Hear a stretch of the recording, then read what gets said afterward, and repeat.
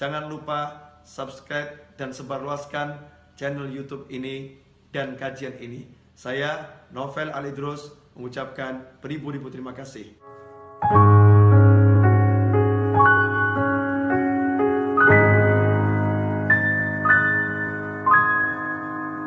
Sallallahu ala Muhammad. Sore hari ini saya cuman mau cerita satu cerita. Tapi kisah ini akan menyelesaikan masalahnya orang-orang yang punya hutang. Ini langsung pada seger semua ini.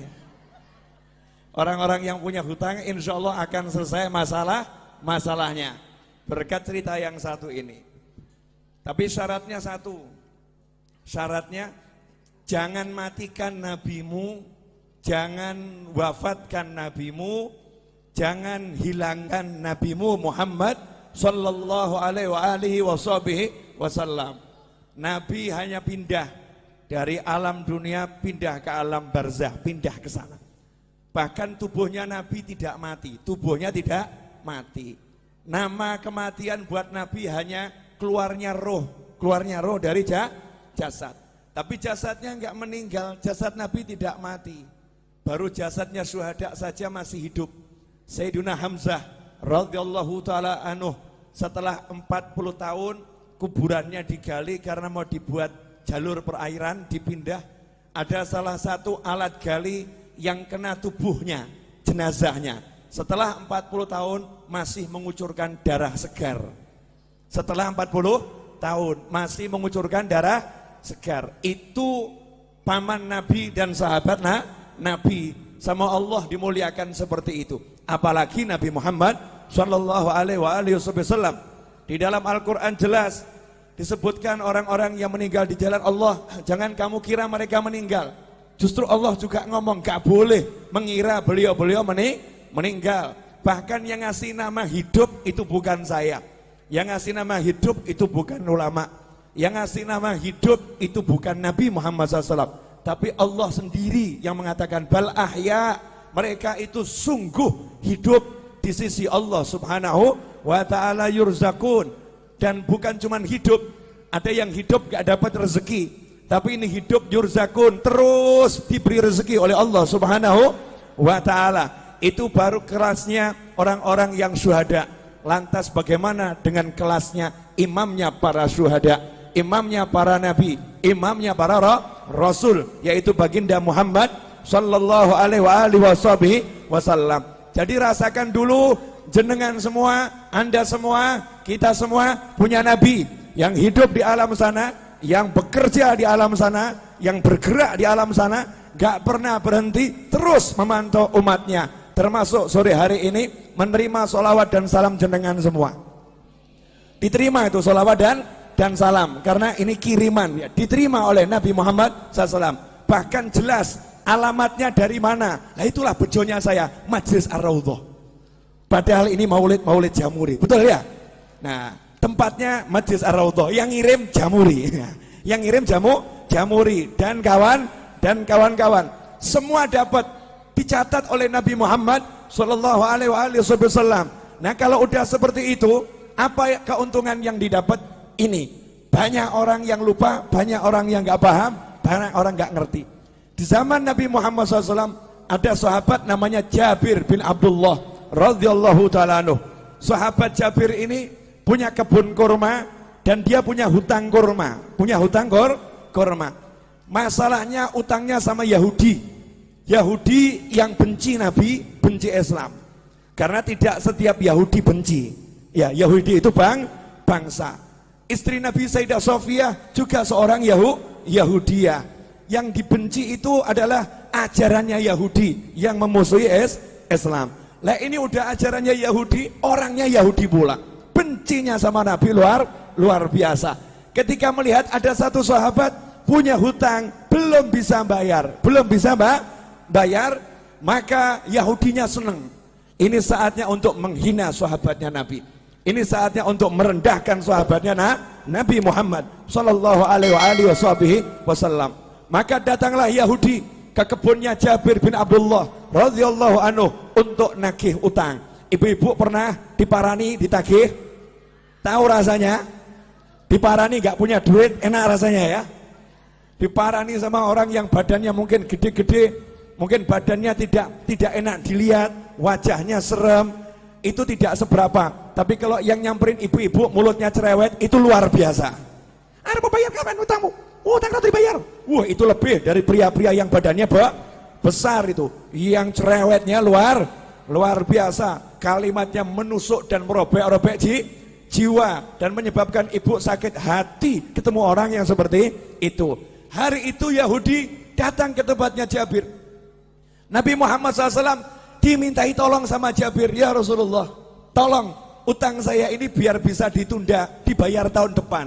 Yahudinya diajak bicara. Nabi ngajak sahabat, ini kerennya di sini, hebatnya di sini. Ada satu teman Nabi, sahabat Nabi punya utang. Uangnya buat bayar gak cukup, kebunnya buat bayar gak cukup. Nabi Muhammad SAW tidak duduk di rumahnya, tapi Rasulullah SAW ngajak sahabat-sahabatnya, yuk kita ke rumahnya Jabir, ayo kita ke kebunnya Jabir. Kasihan itu, Jabir digeruduk Yahudi, Jabir disamperin Yahudi. Ini Yahudinya lagi nagih Jabir, mau menghinakan Jabir. Berangkat Nabi Muhammad SAW bersama sahabat. Kemudian Rasul sendiri yang ngajak ngomong bicara si Yahudi. Artinya Nabi SAW tokoh masyarakat, Rasul punya jabatan, punya kedudukan, mau membela orang yang ditagih hutang, mau membela orang yang terlilit hutang. Saat itu Nabi belum punya duit, karena Nabi kalau punya duit tekno didum langsung, dibagi-bagi langsung habis. Apa sabda Nabi buat orang yang terlilit hutang? Kadang ini mubalih nggak paham, kemudian menyebutkan hadis yang seakan-akan orang meninggal punya hutang itu sengsara. Salah. Dulu Nabi Muhammad SAW bersabda, siapa yang meninggal punya hutang, saya tidak akan sholatkan jenazahnya. Maksudnya bukan karena benci. Nabi tidak mau nyolatkan jenazahnya dulu, minta sahabat yang punya duit, beres no ini, bayari hutangnya, sehingga masuk kubur udah selesai, gak ada hutang piutang. Kalau kita alhamdulillah sudah niru, kalau ada hutang piutang jadi tanggungan saya, tanggungan kami atau keluarga. Jadi Nabi nggak mau SAW ada umatnya yang meninggal dalam keadaan masih punya hutang. Makanya Nabi ngomong sama sahabat, tidak, saya mulai sholat dulu sebelum hutangnya dilunaskan. Tapi begitu Nabi punya hutang, apa sabda Nabi Muhammad SAW? Siapa yang meninggal punya hutang, Nabi punya uang ya, siapa yang meninggal punya hutang, saya yang bayar hutangnya, saya yang lunaskan uangnya. Kalau dia nggak punya hutang, biar uangnya milik ahli warisnya. Kalau punya hutang, aku yang bereskan. Mana konglomerat sekarang yang berani ngomong begitu? Mana saudara yang berani ngomong begitu? Mana umat Islam yang berani ngomong begitu untuk orang yang tinggal di satu kampungnya? Yang di kampung ini yang punya hutang, kalau meninggal aku yang melunaskan. Mana yang seperti itu? Nabi Muhammad SAW bangkit membela sahabatnya, diajak ke rumah Jabir. Sampai di situ Nabi ngomong langsung sama yang namanya Yahudi. Yahudi, gini aja, kalau boleh pembayarannya ditunda, diundur, kasih perpanjangan waktu. Yahudinya ngomong, ya Abul Qasim, wahai Abul Qasim, julukan Nabi Muhammad SAW, wahai Abul Qasim, tidak bisa, hari ini juga harus dibayar. Bu, kalau jenengan ditagih utang 5 miliar, hari ini harus dibayar. Ngeluh atau enggak ngeluh? Ngeluh ya. Punya uang cuman 100.000, tagihannya 5 miliar. Pusing atau enggak pusing? Pusing. Lah ini Nabi Muhammad SAW datang, kasusnya begitu. Kebun kurma ini buahnya cuman sedikit, hutangnya bertonton. Jadi enggak mungkin bisa dibayar. Maka Nabi mengatakan kepada Yahudinya, tunggu sebentar. Kemudian Jabir bawa kurma sedikit. Disuguhkan Nabi Muhammad SAW. Itulah adabnya sahabat. Kedatangan Nabi sepunyanya apa ya disuguhkan. Ini ya Rasulullah, kurma muda disuguhkan. Setelah itu Nabi Muhammad SAW ngelilingi kebun kurmanya Jabir. Kebun kurmanya dikelilingi, dilihat muter, ya memang gak cukup. Jumlahnya buah kurma itu gak mungkin cukup untuk bayar. Maka Nabi SAW kemudian tanya sama Jabir, di mana biasanya kamu duduk-duduk di kebun kurma ini? Tempat yang biasa kamu gunakan untuk nongkrong. Kalau bahasa kita, gazebonya di mana? Ya, gazebonya di mana? Rasulullah tanya, di mana itu? Di sini ya Rasulullah. Saya biasa berteduh di sini. Ya udah, saya tak tidur sebentar. Bayangkan ini, ditagih utang sama Yahudi, ditinggal tidur sama Nabi. Tiruan. Maksudnya apa? Utang gak usah dipikirin. Utang gak usah dipikirin. Yang nagih di depan ini ya, gak dipikirin. Tinggal tidur. Tidur Nabi Muhammad SAW. Ini nanti bisa dicek di Syarah Fathul Bari, Syarah Bukhari ya. Juga di kitab-kitab Syarah Bukhari yang lain. Tidur Nabi SAW, kemudian bangun. Datangi lagi Yahudinya. Karena masih maksa harus dibayar hari itu juga. Rasul berkata, gimana? Bisa enggak ditunda dulu pembayarannya? Kasih perpanjangan. Tidak bisa, harus hari ini. Ya sudah. Nabi SAW keliling lagi. Tawaf. Ngelilingi kebun kurma. Ditawafi. Setelah selesai ditawafi, Nabi bilang sama Jabir, Jabir, sudah sekarang kamu panen tuh kurmanya, bayarkan. Panen, bayarkan. Saya tidur dulu. Nabi tidur lagi. Asik ya? Tidur. Bangun tidur, Nabi nanya sama Jabir, gimana? Udah beres? Beres ya Rasulullah. Itu hutangnya kurma lunas semua. Bahkan ini kurma saya nggak berkurang. Panennya lebih banyak dari panen bertahun-tahun ini. Ini nggak masuk akal ya Rasulullah. Disitulah Nabi bersabda, Ashhadu anni Rasulullah. Aku bersaksi, aku adalah Rasulullah. Kalau bahasa kita, saya Nabi, saya Rasul. Rasulullah bangga dengan kerasulannya. Aku bersaksi, aku adalah Rasulullah. Sallu ala Nabi. Allahumma shalli wa sallim alaihi. Pelajarannya apa? Pelajarannya banyak. Tapi saya mau garis bawahi satu. Lah kamu kalau ada masalah, nabimu mbok buang. Kamu punya masalah, nabimu kamu singkirkan. Kamu punya masalah seperti nggak punya nabi. Sahabat ada masalah, punya nabi. Sahabat ada masalah, tahu punya rasul. Makanya yang ngomong sama nabinya, ngomong sama rasulnya. Nah kalau sudah jadi sahabatnya nabi, jadi temannya nabi SAW, kalau punya masalah, nabi selesaikan. Nah kenapa kita sekarang ada masalah, nggak selesai-selesai. Nggak pernah menjadikan nabi sebagai teman. Nggak pernah menjadikan nabi sebagai sahabat. Beda dengan para kiai dan habib-habib tempo dulu. Habib dan kiai tempo dulu itu tidak pernah mengajarkan pakailah pakaian dengan tangan kanan, melepas dengan tangan kiri. Gak seperti itu. Tapi para habib dan para kiai ngajari pakailah pakaian, bayangkan gimana Nabi pakai pakaian. Nabi kalau pakai pakaian tuh kamu bayangkan dulu. Nabi kalau pakai pakaian tangan kanan dulu. Kalau melepas tangan kirinya. Rasulullah SAW kalau pakai sandal kaki kanan, kalau melepas kaki kiri. Bukan masalah kanan kirinya, tapi suruh bayangkan nabinya, suruh bayangkan rasulnya Muhammad Sallallahu Alaihi Wasallam. Nah kalau kita udah seperti itu, jalan kita bayangkan gimana Rasulullah pakai sandal, kemudian jalan kita bayangkan bagaimana Rasulullah berjalan, duduk kita bayangkan bagaimana Rasulullah dulu SAW. Maka kalau kita punya hajat, ada masalah, tinggal ngomong, Kanjeng Nabi pengen beli rumah nggak punya duit, ngomong. Oh. Kamu kira ini semua jadi begini karena saya punya duit? Enggak. Tapi gara-gara saya rajin ngomong, ya Rasulullah, cucumu yang agak nyebelin di Solo ini, banyak dosanya, banyak salahnya, punya utang banyak, punya hajat banyak. Please, mintakan sama Allah, lunaskan. Mintakan sama Allah, selesaikan. Mintakan sama Allah. Nah kalau Jabir sahabat, Jabir itu sahabat, Nabi datang ngurusi, masa saya cucunya nggak diurusi? Nggak mungkin. Masa saya cucunya nggak diurusin? Nggak mungkin. Lantas bagaimana dengan Anda? Beb, saya bukan cucu Nabi. Tenang, Anda semua bisa jadi saudara Nabi Muhammad SAW. Rasul dalam hadis mengatakan, sungguh saya kangen sama saudara saya. Maka sahabat ngomong, ya Rasulullah, kan kami ada di sini, kami saudaramu. Kok dicari? Kenapa? Saya nggak cari kalian. Kalian sahabat saya, bukan saudara saya. Lantas siapa saudaramu ya Rasulullah SAW?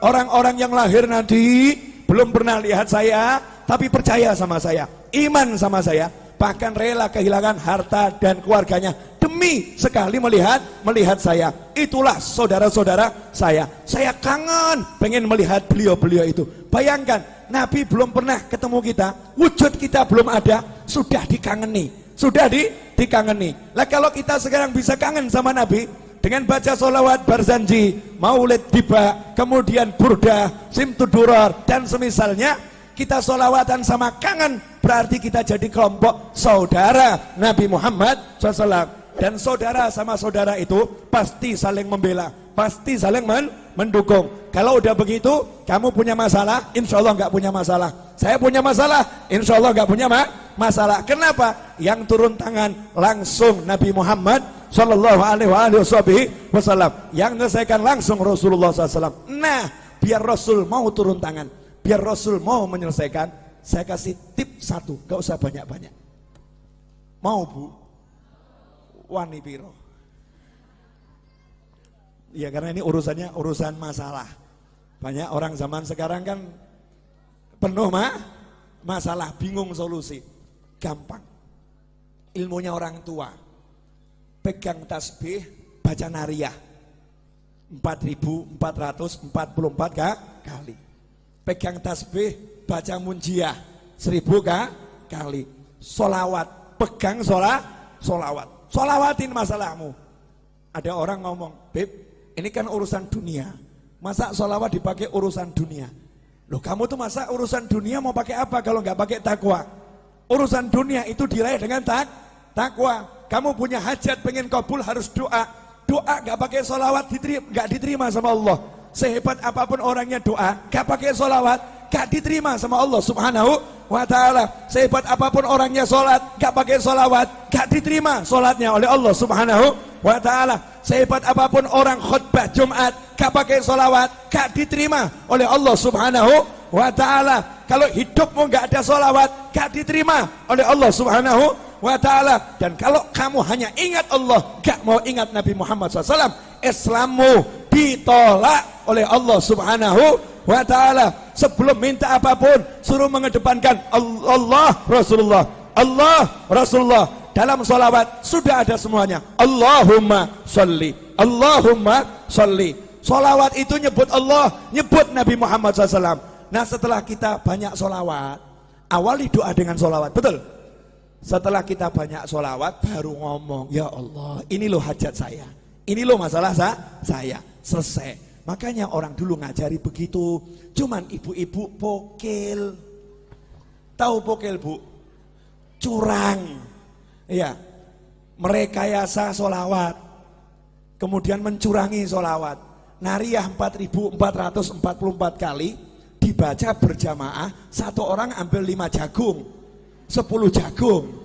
Saya nggak bicara fadilah. Kalau fadilah luar biasa. Fadilahnya luar biasa. Kemudian protes sama kiainya, sama habibnya, sama gurunya.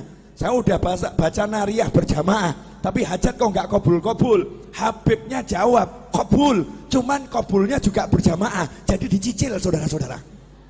Kabulnya dicicil, diangsur. Kalau pengen kabulnya cespleng, ya kamu sisakan waktu khusus. Minta izin sama suamimu. Suami kamu butuh mobil, butuh rumah, butuh hutang lunas. Iya, dah kamu urus anak-anak, aku izin ngurung diri di kamar 5 jam, jangan diganggu. Ngapain? Mau nariyah. Pegang tasbih, baca nariyah 4.444 kali. Setelah itu keluar ngomong sama suami, jangan kamu pikir lunas hutangmu. Niru Nabi tidur. Nabi tidur, dah silahkan pergi kerja, gak usah dipikir. Main-main sama anak, gak usah dipikir lunas. Suaminya nanya, lunas piye? Duit gak ono, tenang, Nabi yang bereskan. Lah cara piye? Ojo takok aku. Caranya gimana? Jangan tanya saya. Janji Allah wa yarzuqhu min haitsu la yahtasib. Allah akan kasih rezeki dari arah yang gak pernah diduga. Itu kalau kita pegangan sholawat. Dan tidak mungkin sia-sia orang yang berpegang sholawat. Nah sayangnya kita sukanya susah. Ini ibu-ibu Jawa ini kan tidak ada wajah-wajah susah, nggak ada ya, nggak ada wajah-wajah susah, nggak ada. Walaupun hidupnya mungkin ada yang agak susah, tapi tetap nggak susah, paham ya? Lah hidupmu penuh nikmat, kok susah? Hidupmu penuh nikmat kok susah? Karena ini 30 hari sholawatan terus. Jadi ya suami ditinggal loh ini, suami bojo, bye bye. Pak sholawat dulu ya Pak ya. 30 hari suaminya ditinggal. Dari mulai zuhur sampai maghrib, anaknya ditinggal. Serahkan suaminya, tolong urus anak-anak dulu ya. Yang udah dewasa udah nak, mau ikut, gak mau ikut, kamu jalan sendiri. Ibu berangkat sholawatan. Begitu pula ibu-ibu. Lah kok ragu, hajatnya gak kabul. Kan manusia aneh bin ajaib. Berarti gak percaya sama nabinya, gak yakin sama Rasulnya, yakin sama Rasulmu, percaya sama nabimu. Ikhwani rahimakumullah. Terakhir, karena saya baru nyampe dari Jati Barang, 2:30 malam tadi saya masih di sini. Tadi jam 8 saya ceramah di Jati Barang. Ya, dari Jati Barang saya balik ke sini. Nanti maghrib saya ke Jogja insyaallah. Kemudian besok jam 6 pagi saya harus terbang ke Jakarta. Acara jam 9 sampai asar. Padahal asar saya pergi ke Bandung, jalan-jalan terus, asyik. Enak toh? Wajah saya wajah lelah atau bahagia? Lah makanya, berarti enak atau enggak enak? Enak, jalan-jalan toh, terus asyik, keliling terus, ya keliling terus. Ketemu orang mumet, saudara-saudara. Orang mumet yang bisa bahagia. Terakhir. Ini ibu-ibu, ini perlu dijelaskan. Saya masih ingat kata-kata Habib Anis. Ibu-ibu itu yang wirid-wiridnya jauh lebih banyak dari bapak-bapak. Bahkan mungkin ibu-ibu itu punya buku doa terbanyak dibandingkan bapak-bapak. Yang paling hafal doa-doa itu ibu-ibu. Doa pelunas hutang 1, doa pelunas hutang 2, doa pelunas hutang 3 gitu ya. Itu ibu-ibu. Saking mumetnya, wiridnya luar biasa, itu ibu-ibu. Nah gini Bu, yang di atas juga, pemirsa di rumah juga, sering ada orang yang ngomong begini, saya semakin rajin sholawat, kok rezeki semakin seret. Sejak ikut Jamuri kok bisnis saya berantakan. Sejak ikut Majelis Ar-Raudhah kok warung saya sepi. Warung saya sepi. Dulu waktu saya nggak pernah sholat, warung saya laris. Waktu saya mabuk-mabukan, rezeki saya lancar. Saya mendekat sama Allah, kok dunia menjauhi saya. Nah ini yang ngomong begini gagal paham. Gagal paham. Boleh saya membuat ibu-ibu lebih tercerahkan? Boleh? Bu, pilih duit atau sehat? Pilih anak atau duit? Gini, ulangi. Pilih duit atau sehat? Pilih punya anak atau enggak punya anak? Pilih punya duit tapi enggak punya anak atau enggak punya duit tapi punya anak? Mestinya ya. Punya duit, punya anak. Kenapa saya nanya seperti ini? Maksud saya begini loh. Yang namanya duit itu kecil. Tahu kata Allah Ta'ala, dunia dan segala isinya la ta'dilu janaha ba'udlah. Dunia dan segala isinya tidak sepadan dengan sebelah sayap nyamuk. Sebelah sayap nyamuk sama dunia, maqablal akhirah, semuanya itu. Planet-planet, kemudian galaksi, antariksa, dan segala isinya. Kalau ditimbang dibandingkan sebelah sayap nyamuk, kata Allah Ta'ala masih berat sayapnya nyamuk dalam pandangan Allah. Artinya gak ada artinya sama sekali. Jadi kalau kamu punya duit seberapapun, itu rezeki yang remeh-temeh, rezeki yang hina, rezeki yang kecil, rezeki yang jelek. Karena jeleknya yang kafir dikasih, yang maksiat dikasih. Barang elek, silakan ambil, barang jelek. Ambil, boleh saya minta? Oh boleh, barang elek, jelek, ambil, karena jelek. Barang bagus, saya minta. Nanti dulu, syarat dan ketentuan berlaku. Syarat dan ketentuan berlaku. Nah yang barang bagus apa? Bisa sholat, bisa zikir, bisa sholawat, bisa bekti sama orang tua, bisa puasa, bisa baca Al-Quran, bisa menikmati maulid. Ini rezeki yang luar biasa. Makanya ketika kamu mendekat sama Allah, kemudian kok duniamu kecil, kecil, itu tanda-tanda bahwasanya kamu dikasih rezeki yang sangat besar. Masalahnya duitmu seret, itu aja. Cuman duit yang seret, tapi kan mata sehat, telinga sehat, kaki sehat, semuanya sehat, bisa menikmati majelis, bisa bahagia. Ada orang yang duitnya banyak, habis buat berobat. Ada orang yang duitnya banyak, habis untuk memuaskan nafsunya, nggak puas, cari bahagia, nggak bahagia. Lanjenengan modal masuk Jamuri, duduk silo, selonjor, senden, bahagia. Kok murah men ya? Gampang men nih, bahagianya, mudahnya luar biasa. Nikmat dari Allah Subhanahu wa Ta'ala. Kuncinya di situ. Buang dulu dunia dari hati, kecilkan. Gak ada manfaatnya, cilik, gak ada artinya. Setelah bisa kamu buang, nanti di situ dunianya akan datang. Bahasa saya begini, perempuan cantik itu kalau dikejar semakin gaya. Betul? Ini pengalaman pribadi ini. Ya, pria tampan kalau dikejar juga semakin gaya. Tapi kalau dicuekin pasti penasaran. Ini semua orang ngejar saya ya. Kok yang satu ini cuek-cuek saja ya? Akhirnya kebalik, yang cantik tadi itu akan ngejar, betul ya? Ngejar. Lah kalau kamu pengen dikejar dunia, cuekin dunianya. Cuekin dunianya. Kalau kamu cuek sama dunia, dunianya nanti akan penasaran. Kok aku nggak disentuh ya? Aku nggak dicari sama dia ya? Aku kok nggak dianggap ya? Dunianya akhirnya jor-joran. Ambil, ayo, tertarik sama aku. Ambil, tertarik sama aku. Kita tetap nyantai-nyantai saja. Cuek, nggak ngaruh. Itu kunci untuk menguasai dunia. Rahasianya di situ. Terakhir. Nah, ini saya ceramah bengak-bengok biar ngantuknya hilang kabeh. Karena ini jamnya jam ngantuk dari tadi jam 1 kan ya? Ngantuk. Terakhir ibu-ibu yang dimuliakan Allah Subhanahu wa ta'ala. Jadi kalau ada masalah gak usah bingung, gelar sejadah, pegang tasbih, baca sholawat, selesai. Setelah itu ojo mbok pikir, jangan dipikir, lanjutkan kehidupan. Masak ya masak, ngobrol sama anak ya ngobrol sama anak, dan jangan buka handphone kemudian share sama temennya, sumpek aku sumpek. Nah ini gak selesai masalah ini.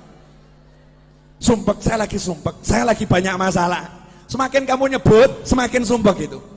Semakin sumpek. Udah kamu duduk baca sholawat, selesai, gak usah di-share. Walaupun suamimu nyebelin, gak usah diurus, sholawatin. Selesai. Loh, saya punya pengalaman. Orang curhat sama saya, Beb, ini suami saya kok ngambek terus nih, Beb. Pulang ke rumah ketemu suami wajah ngambek terus. Suntuk saya, Beb. Gimana caranya? Sholawatono. Selesai. Jadi nanti kamu ngelus-ngelusnya sama sholawatin. Allahumma sholli ala sayyidina Muhammad. Di hati saja tidak disolawatin. Besoknya laporan lagi, Beb, alhamdulillah gimana? Udah nggak ngambek lagi. Silahkan dipraktekkan ibu-ibu ya. Kalau suaminya suka ngambek-ngambek, sholawatin. Ya, sholawatin. Kalau kerja di perusahaan, bosnya ngambek-ngambek, sholawatin. Kalau ada pelanggan yang ruwet, sholawatin. Beres, nggak mungkin tidak beres. Jaminan 100%, 100%. Ini yang ngomong sudah praktek. Yang ngomong sudah praktek. Kalau ketemu orang ruwet-ruwet, modal saya tak sholawatin, selesai. Ya, sholawatin selesai. Kalau saya nggak kuat nyolawatin, saya titip sama teman-teman saya, duduk di musola baca munjiah 100 kali, saya punya hajat. Duduk di tanah sana baca munjiah 1000 kali, saya punya hajat. Giliran saya nyupir ceramah, saya ceramah, yang lain sholawat. Selesai ceramah, selesai masalah. Mau praktek? Jangan, berarti kamu nunggu masalah dulu. Jangan praktek untuk masalah, praktek untuk hajat. Terima kasih, jazakumullah khairan katsiran. Insyaallah yang sedikit ini barokah dan manfaat. Saya udah bilang pokoknya kalau bulan Maulid ceramah saya berusaha dandan. Saya begini nih sumuk dan panas. Saya membayangkan bagaimana ibu-ibu kuat dengan pakaian yang seperti ini ya, luar biasa. Waktu saya di Hongkong naik taksi, supir taksinya diminta sama TKW Hongkong dengan bahasa Hongkongnya, tolong AC-nya didinginkan. Maka jawaban supir taksinya, AC saya sudah dingin. Masalahnya bukan di AC, tapi pakaianmu kebanyakan katanya. Bukan pakai jubah, pakai ini tuh apa namanya TKW kalau pengajian, pakaianmu kebanyakan. Alhamdulillah, insya Allah kalau pakai baju gini kepanasan akan menghilangkan panasnya neraka, menghilangkan panasnya kubur. Saya minta semuanya angkat tangan, tirukan saya boleh? Bismillahirrahmanirrahim. Allahumma sholli wa sallim ala sayyidina Muhammadin wa alihi wa sahbihi ajma'in. Rabbi ighfirli wa li walidayya warhamhuma kama rabbayani shaghira. Rabbi ighfirli wa li walidayya warhamhuma kama rabbayani shaghira.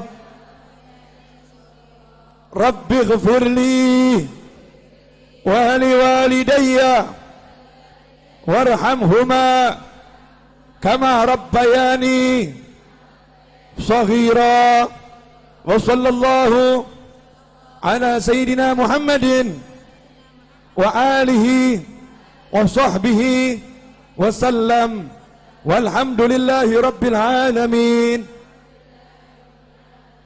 Alhamdulillah, detik ini ibu-ibu naik pangkat jadi anak yang solihah.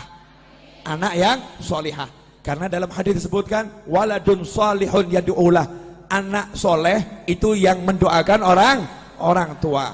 Amanat saya, sehabis sholat jangan tinggalkan doa ini. Rabbighfirli wali walidayya warhamhuma kama rabbayani shaghira. Dan ajarkan pada siapapun, ajarkan kepada anak kita. Janji Nabi, Allah tidak akan memutuskan rezeki dari seorang hamba yang hamba itu tidak memutuskan doa untuk orang tuanya. Maka kalau kita doakan orang tua kita terus, maka rezeki zahir dan batin tidak akan putus. Saya mengucapkan jazakumullah khairan dan mohon maaf atas segala ketidaknyamanan dan kekurangan majelis ini dalam menyambut Anda semua. Mudah-mudahan dimaafkan dan barokah, amin.